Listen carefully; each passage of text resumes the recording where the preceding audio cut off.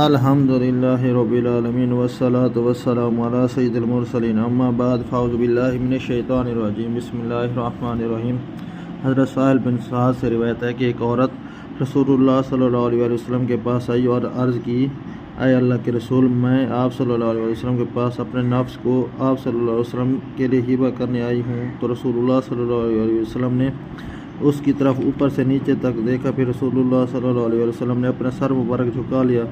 جب اس عورت نے خیال کیا کہ آپ صلی اللہ علیہ وسلم نے اس کے بارے میں کچھ فیصلہ نہیں کیا تو وہ بیٹھ گئی، اور آپ صلی اللہ علیہ وسلم کے صحابہ میں سے ایک آدمی نے کھڑے ہو کر عرض کیا، اے اللہ کے رسول، آپ صلی اللہ علیہ وسلم کو اس کی حاجت نہیں ہے تو اس کا نکاح مجھ سے کر دیں۔ تو آپ صلی اللہ علیہ وسلم نے فرمایا، کیا تیرے پاس کوئی چیز موجود ہے؟ اس نے کہا، نہیں، اللہ کی قسم، اے اللہ کے رسول صلی اللہ علیہ وسلم۔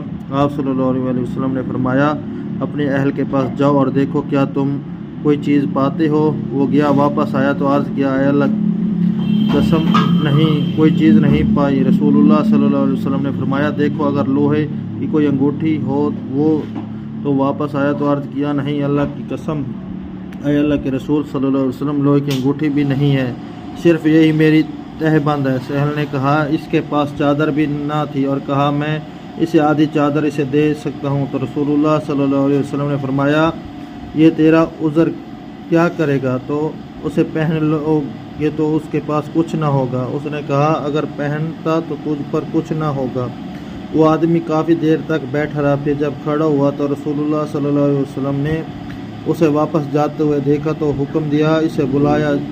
جب وہ آیا تو آپ صلی اللہ علیہ وسلم نے فرمایا، تجھے قرآن کریم آتا ہے؟ اس نے کہا، مجھے فلاں فلاں صورتیں یاد ہیں۔ کئی صورتوں کو شمار کیا۔ آپ صلی اللہ علیہ وسلم نے فرمایا، تو انہیں زبانی پڑھ سکتا ہے؟ اس نے کہا، جی ہاں۔ تو آپ صلی اللہ علیہ وسلم نے فرمایا، جا، میں نے اس عورت کو اس قرآن کی تعلیم کی تجھے یاد ہے، تیری ملکیت میں دے دیا۔ تو